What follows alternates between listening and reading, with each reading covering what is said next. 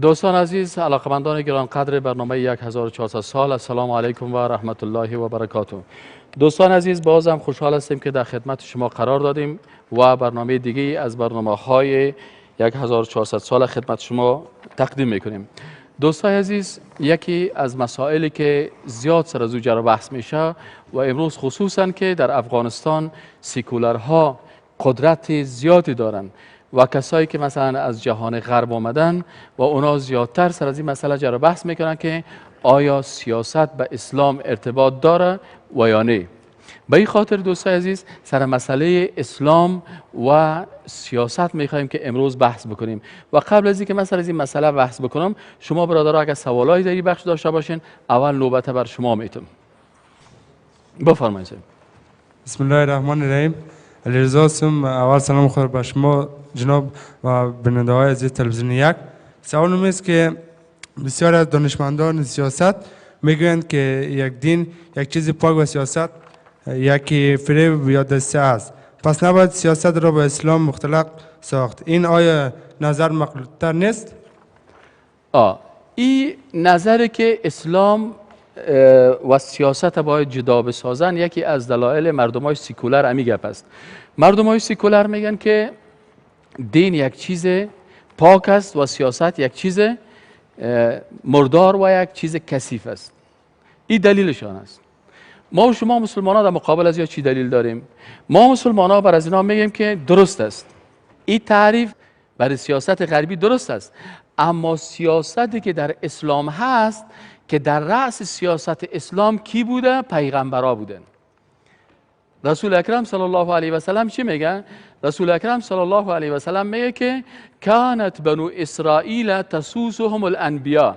میگه بنی اسرائیل کی سیاست میکرد؟ پیغمبرا سیاست میکردن. وقتی که در رأس سیاست اسلام پیغمبر باشه و یک پیغمبر معصوم باشه، انال این سیاست آیا میتونه سیاست شیطانی باشه؟ اگر کسی گپ بزنه در کفر داخل میشه. وقتی که خالق متعال آدم علیه السلام میگه که اینی بر ملائکه میگه که اینی جاعل فی الارض خلیفه، ما میخوایم که در زمین خلیفه ای را تعیین بکنم. خلیفه کی است؟ کسی است که احکام الله را مطابق قانون الله در زمین الله تطبیق میکنه. وقتی که ما خلیفه الله در روی زمین هستیم و در رأس این خلفا کی قرار داره؟ اولین کسی که انی جاعل فی الارض خلیفه شد آدم علیه السلام است و بعد از او سلسله پیغمبران میاد. آیا به اساس این سلسله ما گفته میتونیم که مثلا سیاست چی هسته؟ اینجا سیاست شیطانی هست. از این خاطر مشکل از اونایی است که در رأس سیاست از اونها درست است. مثلا در رأس سیاست اسلام کی قرار داشت؟ محمد رسول الله صلی الله علیه و سلم. حکومت را که در مدینه منوره دولت اسلامی را که رسول الله صلی الله علیه و ساخت، در رأس از او کی قرار داشت؟ خود شخص رسول الله صلی الله علیه و سلم قرار داشت. در رأس بعد از رسول اکرم صلی الله علیه و سلم در رأس سیاست مسلمانان کی قرار داشت؟ ابوبکر صدیق بهترین صحابی رسول الله صلی الله علیه و سلم قرار داشت. و به این شکل از این خاطر در اسلام که است در رأس سیاست کسی قرار میگیره که او انسان خوبی باشه که احکام الله را خوب بفهمه و بالای بنده های الله تطبیق بکنه. اینال کسایی که ادعای جدای دین از سیاست ادعا میکنن مشکلشان در این است که بین سیاست اسلام و سیاست غربی فرق نکردن. او سیاست هایی که در رأسش پیغمبر قرار دارن با او سیاستی که در رأس از او یک انسان شیطان صفت و فریبکار قرار دارن.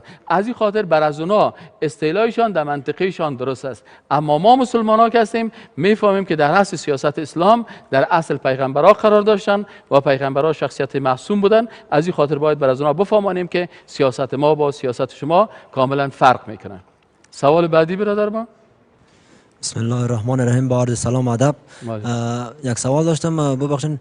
رسول الله صلی الله علیه و سلم یک مبالغ دین بود و او سیاست نکرده بود، پس چرا مسلمان سیاست میکند؟ ببین امی گپی که رسول الله صلی الله علیه و سلم یک مبلغ دین بود. رسول الله صلی الله علیه و سلم یک پیغمبر بود، یک مبلغ بود، یک سیاستمدار بود، یک قاضی بود، یک رهبر بود، یک دیپلمات بود، در تمامی بخش‌ها یک دعوتگر بود. یعنی پیغمبر صلی الله علیه و سلم شخصیت کاملی داشت که در تمامی بخش‌های زندگی کار کرده بود. پیغمبر صلی الله علیه و سلم درست است وقتی که مسائل احکام و فروعات میشد برای مردم تبلیغ میکرد، برای مردم عقیده را رسان، اخلاق رسان، مثلا مسائل اقتصادی یا رسان. لکن آیا پیغمبر صلی الله علیه و سلم در بخش سیاسی حکومت تأسیس کرد یا نکرد؟ خبر دارین که حکومت تأسیس کرد در مدینه منوره؟ بله بله. پس ببینید رسول الله صلی الله علیه و خودش حکومت چی کردن؟ تأسیس کردن. پس آیا سنت عملی رسول الله صلی الله علیه و مستقیما آیا حکومت بدون سیاست میشه؟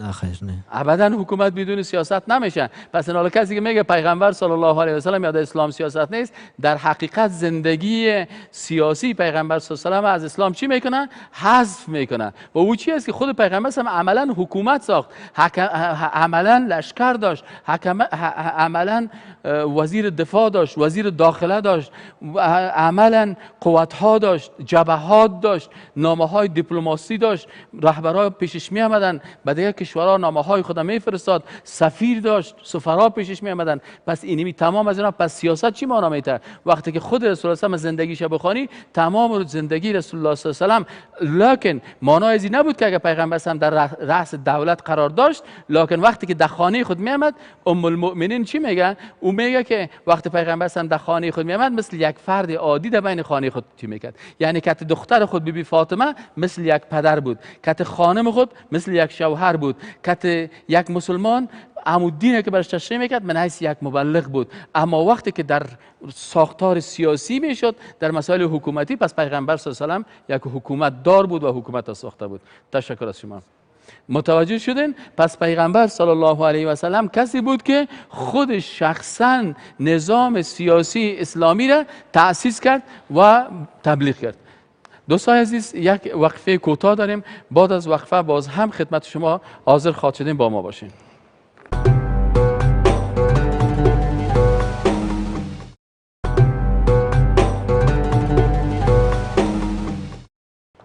دوستان عزیز، باز هم خدمت شما سلام و احترامات تقدیم میکنیم. تشکر میکنیم که با همراه ما هستین و برنامه خودتان با همراه ما یک جای تعقیب میکنین. دوستای عزیز، مسئله اسلام و ارتباط اسلام با سیاست است. ما و شما میفهمیم که خالق متعال خالقی است که این یک دین کامل برای ما فرستادن. دین کامل، الیوم اکملت لکم دینکم. دین کامل چی است؟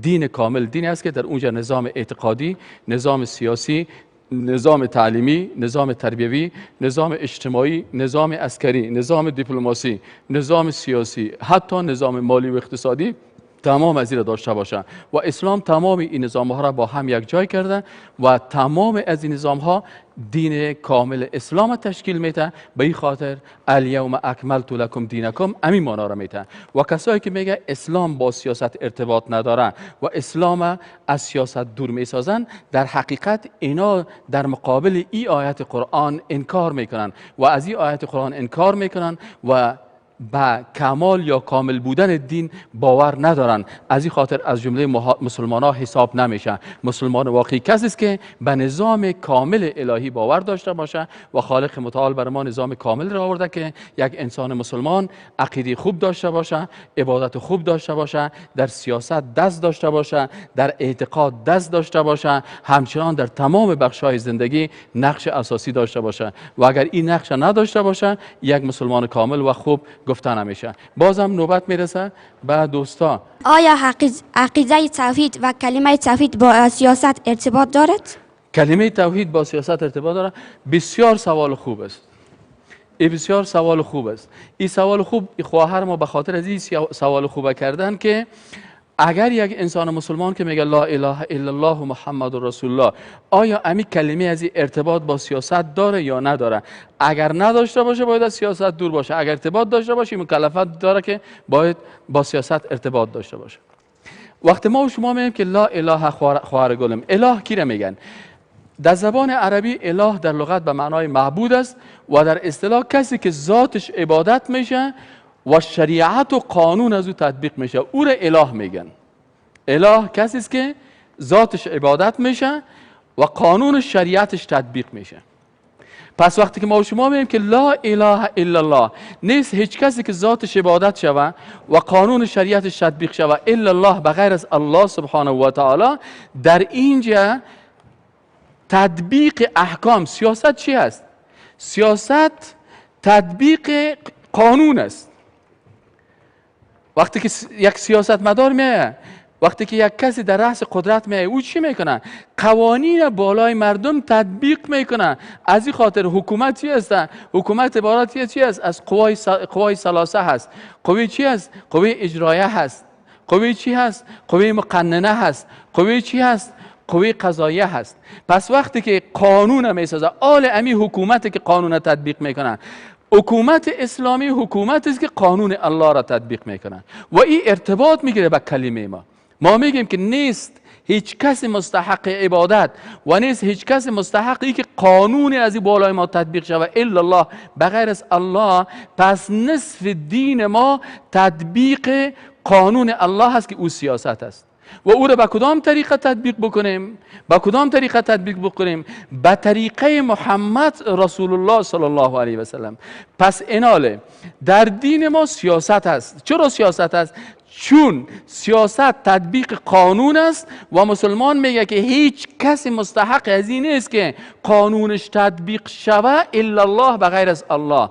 اینجا در حقیقت نصف دین تطبیق احکام سیاست است و این نصف دین یا این احکام سیاسی اسلام کی تطبیق کرده؟ به طریقه کی باید باشه؟ به طریقه محمد رسول الله. پس به این خاطر تمام مسلمان ها میگن که کلمه لا اله الا الله خودش ارتباط مستقیم با سیاست داره.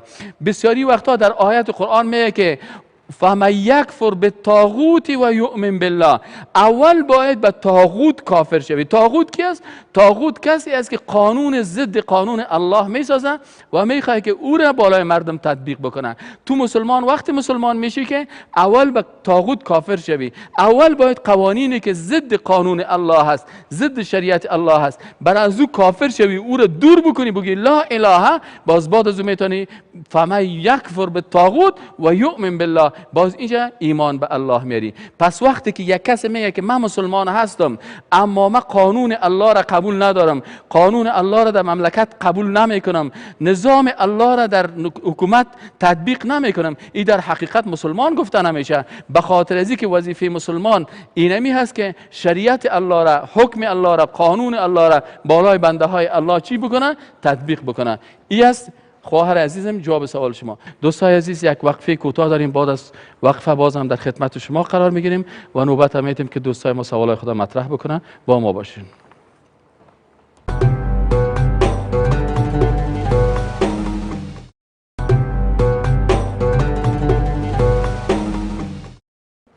دوستان عزیز، علاقمندان گرانقدر برنامه 1400 سال، بازم خوشحال هستیم که در خدمت شما دوستا قرار داریم.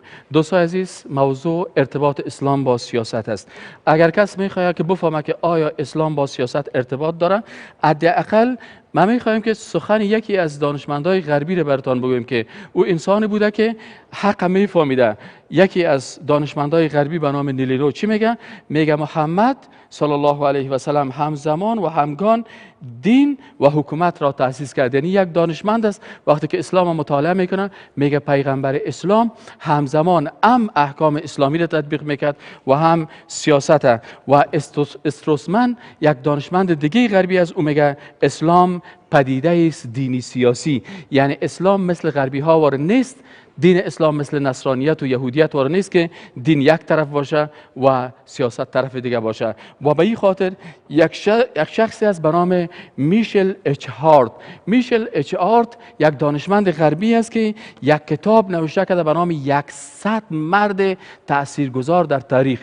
این دانشمند با وجود اینکه خودش میگه من یک کریستیان هستم، مسلمان نیستم، لکن در همین کتاب خود که 100 مرد تاثیرگذار است در تاریخ، در بین ازیا اولین کس نام محمد صلی الله علیه و سلم گرفته. از این کتاب خود نوشته میکنه که من چرا نام محمد صلی الله علیه و سلم اول در بین تمام شخصیت ها نام از اول گرفتم. میگه تنها فرد محمد صلی الله علیه و سلم، میگه در تاریخ محمد صلی الله علیه و سلم تنها فردی است که به طور همزمان در هر دو زمینه دین و حکومت بیشترین موفقیت داشته. یعنی یعنی این یگانه شخصی بود که در بخش دینی و سیاسی در دوش موفق بوده باشه. وقتی ما تو یک پیغمبری داریم که محمد رسول الله صلی الله علیه و سلم است و حتی دانشمندای غربی به این باور هستند که رسول الله صلی الله علیه و سلم هم در دین و احکام دینی و هم در احکام سیاسی و حکومتداری بسیار تاثیر داشته و نامش یک دانشمند غربی در اول قطار کتاب خود، شما این کتاب میشه یادداشت بگیرین، 100 مرد تاثیرگذار در تاریخ و مؤلف ازی است میشل اچهارت و این یک افتخار بزرگ است برای مسلمان ها. این حال بدا به حال اون مسلمانی که از این کده هم دانشش ضعیفتر است و باز میگه اسلام با سیاست ارتباط نداره. بازم دوست دیگه ما دست خدا بالا کرد، شما بفرمایید. بسم الله الرحمن الرحیم. به نام خداوند بزرگ. سلام خدمت شما و بیننده های عزیز در تالار. و علیکم السلام. سوال این است که چه دلایلی است که اسلام با سیاست ارتباط دارد؟ بسیار خوب. دوست ما سوال کردن که چی دلایلی است که اسلام با سیاست دارن. اول دلیلش کلمه لا اله الا الله است که پیشتر ما برای شما گفتم که نیست هیچ معبودی که ذاتش عبادت شود و قانون شریعتش تطبیق شود و سیاست تطبیق قانون شریعت است. پس اولش کلمه لا اله الا الله. دوم دلیلی که اسلام با سیاست ارتباط داره امر از به اجتناب از طاغوت. فمن یکفر بالطاغوت، طاغوت کی بود؟ فرعون بود. فرعون میگفت که انا ربکم الاعلی، من خدای شما هستم، بیاین قانون مرا تطبیق بکنین. فرعون نمیگفت بیاین بر من سجده یا رکوع بکنیم. فرعون میگفت به عوض قانون الله، به عوض شریعتی که موسی علیه السلام آورده، قانون مرا باید تطبیق بکنین. از این خاطر فرعون چی میگفتن؟ طاغوت میگفتن. دلیل سومش الیوم اکملت لکم دینکم. در قرآن عظیم شان الله میگه امروز بر شما دینتان تکمیل کردم. یعنی دین کامل کدام دین است؟ که در اونجا سیاست و اقتصاد و تعلیم و تربیه همه شامل است. دلیل دیگه چی است؟ آیات مربوط به سیاست است. در قرآن چندین آیت است که مستقیما به سیاست ارتباط دارد. لله ملک السماوات والارض، مخصوص الله است حاکمیت زمین و آسمان. آیت دیگه است که برای پیغمبر صلی میگه که فلا و ربک، ای محمد قسم از به پروردگارت که لا یؤمنون، این مردم مؤمن نیستن حتی یحکموک فیما شجر بینهم، که در وقت اختلافات سیاسی خود، اقتصادی خود، اجتماعی خود، نظامی خود تو را فیصله کننده، یعنی قانون را که تو برشان آوردی مطابق از او اینا حکمیت و حاکمیت نکنن. دیگه چی است؟ اجماع صحابه کرام است. ما و شما میبینیم که بعد از پیغمبر صلی الله علیه و سلم هنوز جنازه رسول الله صلی الله علیه و سلم دفن نشده بود که مسلمان ها خواستن که خلیفه رسول الله صلی الله علیه و سلم تعیین بکنن. از دفن کردن جسد پیغمبر کردن ارزش دادن به هدف پیغمبر بود، چون هدف پیغمبر هم چی بود؟ اقامه نظام اسلام بود. اجماع صحابه بود که باید بعد از پیغمبر در رأس حکومت اسلامی، اینه بود که بعد از پیغمبر یک مبلغ تعیین شود. گفتن نه، مبلغین زیاد بودن، در رأس حکومت کی باید قرار داشته باشه، کی حکومت رهبریت بکنه؟ اجماع صحابه بود. تمام علمای اسلام، بسیاری از علمایی که هستن چی میگن؟ حسن البنا یک عالم است، چی میگه؟ میگه معنای مسلمان وقتی در فرد کامل می شود، خوب گوش بگیرین، حسن البنا رحمت الله علیه میگه معنای مسلمانی وقتی در فرد کامل می شود که سیاسی باشد. متوجه هستین این کل ازی؟ پس حتی دانشمندای اسلامی و دانشمندای غربی و سنت سیرت عملی رسول الله صلی الله علیه و سلم دلالت میکنه که اسلام با سیاست چی داره؟ ارتباط مستقیم داره. تشکر. کس دیگه دست خدا بالا کرد؟ بسم الله الرحمن الرحیم. پیش از اینکه سوال خودم مطرح بکنم بخوایم بگویم که کتاب دین به اندازه بزرگ است که شاید سیاست در فهرست کتاب دین شاید یک کلمه کوچک باشه، چون که دین خودش یک کتاب است که کامل است و هر چیز در او گنجانیده شده است. و همچون سوال ما بود که در افغانستان علمای دین یا کلش رهروای صحابی و پیغمبر هستند، پس چرا علمای دین که در افغانستان است همیش در کنج مسجد و در مکاتب هستند و یا در رأس سیاست قرار نمیگیرند تا بر مردم خدمت بکنند؟ تشکر. سوال بسیار خوب بود که برادر ما میگفتن که دین یک چیز کامل است و واقعا گفتان درست است و سیاست یک بخش از او هست. چرا در اسلام بخش نظام اعتقادی هست، نظام عبادتی هست، نظام اجتماعی هست، نظام معاملاتی است، نظام اخلاقی هست. نظام اقتصادی هست. در بین کل از اینا یک بخش از او نظام سیاسی هست. این گپ شما بسیار دقیق است. مشکلی است که علمای افغانستان حتی بعضی اوقات امو کسی که خود عالم مطرح میکنه امو اساس دین تابال درک نکرده. اگر ای درک بکنه و عالمی که درک بکنه و پیغمبر سیرتش به شکل کامل بخونه و بفهمه که پیغمبر کسی بود که خودش یک رهبر سیاسی و دینی و اقتصادی و اخلاقی در تمام بخش‌های ازی هست. متاسفانه مشکلی که ما و شما داریم که آب وقتی که میگه از سر خط شوه، وقتی که یک عالم خود منزوی بسازه و خود سیکولر بسازه و بگه که من با سیاست هیچ تعلق ندارم، او پیروی از کی را میکنه؟ اگر او میگه من جانشین پیغمبر هستم، پیغمبر در کدام چوکی شیشته بود؟ پیغمبر صلی الله علیه و آله درست است وقتی که در مسجد میرفت در چوکی چی میشیشت؟ در چوکی خطابت میشیشت. لکن در چوکی خطابت خود خطابای پیغمبر صلی الله علیه و آله بخواهند که خطابش خطاب سیاسی بود، خطاب جهانی بود و خطابش بر تمام بشریت بود و تمام بشریت هم میخواست که نظام الله تطبیق شود. از این خاطر یک انتقاد شما میکنین سر علمایی که واقعا اسلام هم میفهمن، اونا کلشان میگن که سیاست بخش از اسلام است، ولی او کسایی که سیاست نمیفهمن و یا اسلام درست نمیفهمن متاسفانه مشکل از اونا هست. و شاید شما شنیده باشین که میگن نیمچه ملا دشمن دین است. او کسی که دین درست نمیفهمه او به عوض از اینکه به نفع دین کار میکنه به ضد دین کار میکنه و ای که به عوض که برای دین کار بکنه به خاطر منافع شخصی خود کار میکنه. اما کسی که دین کامل میشناسه میفهمه که دین وقت کامل میشه که در تمام ازی باید انسان مسلمان نقش داشته باشه. و این تنها برادر محترم وظیفه علما نیست، وظیفه هر فرد مسلمان است، چون در قرآن گفته که والعصر ان الانسان لفی خسر، گفته که انسان در زیان است. پس هر فرد مسلمان باید در تمامی بخش‌های دین خود، چی در عقیده هست، چی در عبادت هست، چی در معاملات است، چی در اخلاق است، چی در سیاست است، چی در اقتصاد است، باید در کل از این نقش داشته باشه تا یک مسلمان واقعی و کامل باشه. دوستان عزیز، علاقه‌مندان گران قدر برنامه 1400 سال، این بود برنامه امروزی که خدمت شما دوستان عزیز تقدیم کردیم.